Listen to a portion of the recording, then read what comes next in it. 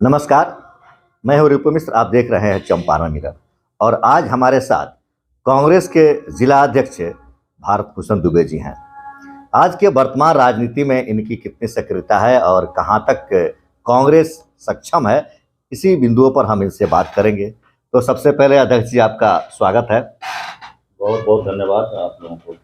आपसे हम जानना चाहेंगे और हमारे दर्शक भी जानना चाहेंगे कि अभी के समय में इस चंपारण में कांग्रेस की क्या सक्रियता है। हमको पश्चिमी चंपारण जिला कांग्रेस कमेटी के अध्यक्ष बने हुए लगभग 8 माह हो गया जी। बिहार प्रदेश कांग्रेस कमेटी के माननीय अध्यक्ष सांसद डॉक्टर अखिलेश प्रसाद सिंह जी ने हमको पश्चिमी चंपारण जिला कांग्रेस कमेटी का बागडोर 8 माह पहले सौंपा है।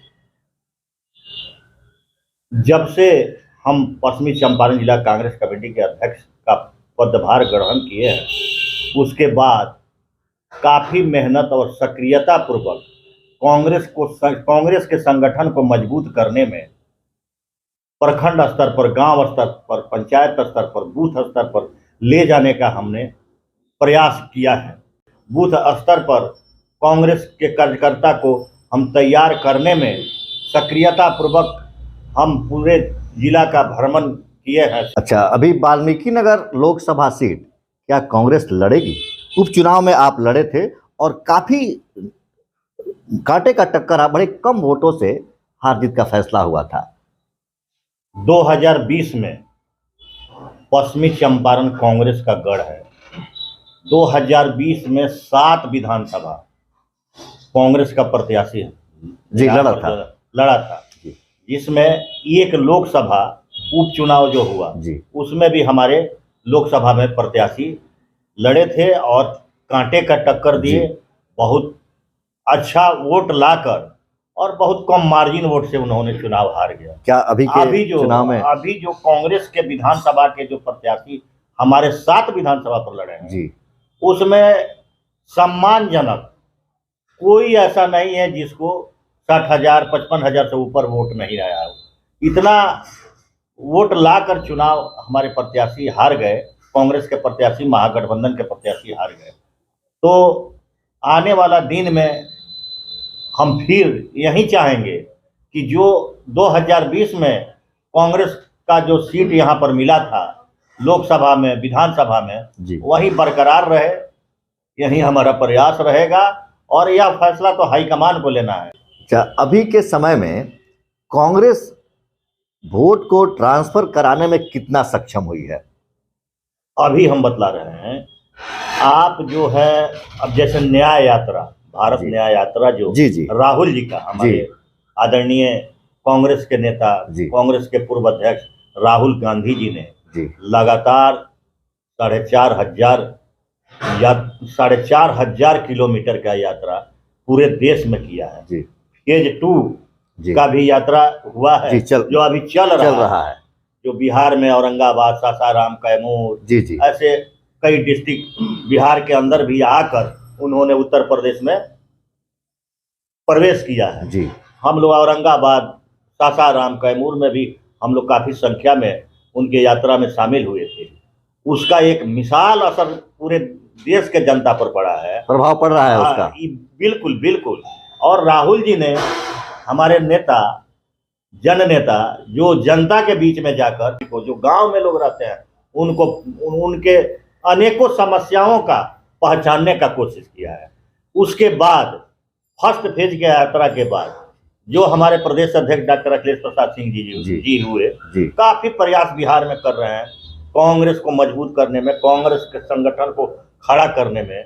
उन्होंने अपना एड़ी चोटी लगा दिया है और काफी परिश्रम के साथ, लगन के साथ बिहार में कांग्रेस को मजबूत करने में अपना सक्रिय भूमिका निभा रहे हैं। आज देखिए, हम सबसे पहले अभी आपके चैनल के माध्यम से हम डॉक्टर अखिलेश प्रसाद जी का हम स्वागत करते हैं, जो दूसरी बार इंडिया गठबंधन के प्रत्याशी के रूप में उन्होंने कांग्रेस हाईकमान उन्हें प्रत्याशी बनाया। हाईकमान के इस निर्णय का हम स्वागत करते हैं। निर्विरोध निर्वाचित हुए हैं, राज्यसभा के सदस्य हुए हैं हमारे प्रदेश अध्यक्ष डॉक्टर अखिलेश प्रसाद सिंह जी ने। और उनके कार्य का, काम का पूरी भूरी प्रशंसा लोग करते हैं। या ऑर्गेनाइजेशन का हो या जनता के हित में हो, बिहार के हित में हो, संसद में, राज्यसभा में, विधानसभा में बहुत बुलंदी के साथ जनता के समस्याओं के आवाज को बुलंद करते हैं। मोदी जी नारा दे रहे हैं अब की बार 400 पार, और पिछले लोकसभा चुनाव के समय बिहार में 39 सीट मिली थी एनडीए गठबंधन को, एक सीट जीतने में कामयाब हुई थी कांग्रेस। इस बार के चुनाव में क्या आशा रखते हैं आप कि कांग्रेस उस सीट को बचा पाएगी, उससे और अधिक सीट लेगी? क्या बिहार में एनडीए को टक्कर देगा महागठबंधन? बिल्कुल इंडिया गठबंधन एनडीए को टक्कर देगा। नरेंद्र मोदी जी 400 पार को जो कह रहे हैं सब ढकोसला है। 400 पार, ये लोग जो हैं भारतीय जनता पार्टी के लोग, एनडीए के लोग सांप्रदायिक ताकतों का बढ़ावा दे रहे हैं पूरे देश में। देश को चकनाचूर करने की स्थिति में, देश को चकनाचूर करने की स्थिति में, आपस में भाईचारा को, संबंध को बिगाड़ने का ये आरएसएस के लोग, भाजपा के लोग, एनडीए के लोग एक काम कर रहे हैं। जो इंडिया गठबंधन के लोग, कांग्रेस के लोग, ये उनका मंसूबा बिहार में चाहे देश में पूरा नहीं होने देंगे। पटना में महाजुटान है, तेजस्वी जी ने आह्वान किया है और सबको गांधी मैदान में जाना है। क्या कांग्रेस उसमें साथ दे रही है तेजस्वी का? बिल्कुल। इंडिया गठबंधन में कांग्रेस शामिल है, सीपीआई, सीपीएम, माले, आरजेडी, सभी दल के लोग इंडिया गठबंधन। क्या आप शामिल हो रहे हैं कल के वहां गांधी मैदान के प्रदर्शन में? कल क्या, पश्चिमी चंपारण से कांग्रेस के कार्यकर्ता काफी संख्या में कल गांधी मैदान में शामिल हो रहे हैं, इस रैली में, इस प्रदर्शन में, सभा में। और कार्यकर्ता आज भी गए हैं, कल भी जा रहे हैं। कहीं कहीं न्यूज चैनल के माध्यम से यह दिखाया जा रहा है कि एनडीए में सीट बंटवारा का पेच फंसा हुआ है। चिराग और पशुपति पारस दोनों लोगों को अपनी 5-5 या 6-6 सीटें चाहिए, और जदयू अपने सिटिंग जीते हुए सीट को छोड़ने को तैयार नहीं है। क्या ऐसी परिस्थिति में चिराग पासवान इंडिया गठबंधन में शामिल हो सकते हैं? ये तो आपके लोक जनशक्ति रामविलास के नेता हैं, ये सब लोग अपना, उन लोगों का इंटरनल मामला है, क्या मामला चल रहा है, क्या वो लोग आपस में करेंगे, ये वो सब लोग जानते हैं। वो हमें उतना जानकारी नहीं। अगर चिराग पासवान आ जाएं, एनडीए को छोड़कर इंडिया गठबंधन में आते हैं, आप स्वागत करेंगे? एकदम स्वागत करेंगे। पश्चिमी चंपारण जिला कांग्रेस कमेटी के तरफ स्वागत करेंगे। इंडिया गठबंधन में चिराग जी आए, उनका भविष्य अच्छा है, बहुत अच्छे नौजवान नेता हैं, और वो आएंगे तो कांग्रेस इंडिया गठबंधन को काफ़ी मजबूती मिलेगी। वो 6 सीट की मांग कर रहे हैं, क्या अगर वो आ जाते हैं इंडिया गठबंधन में तो आप लोग 6 सीट उनको दे देंगे? 6 सीट का बात हमारे अधिकार का चीज़ नहीं है, केंद्रीय नेतृत्व का चीज़ है। हाईकमान यह निर्णय लेगा कि क्या सीट देगा, कितना सीट देगा, कितना नहीं देगा, ये उनके अधिकार का चीज़ है। यह फैसला केंद्रीय नेतृत्व करेगी। चलते चलते आपसे एक और सवाल रहेगा। भारतीय जनता पार्टी ब्राह्मण को छोड़ रही है। पिछले विधानसभा चुनाव में पश्चिम चंपारण जो ब्राह्मण बहुलक क्षेत्र है, यहां से भारतीय जनता पार्टी ने एक भी ब्राह्मण को विधानसभा का प्रत्याशी नहीं बनाया था।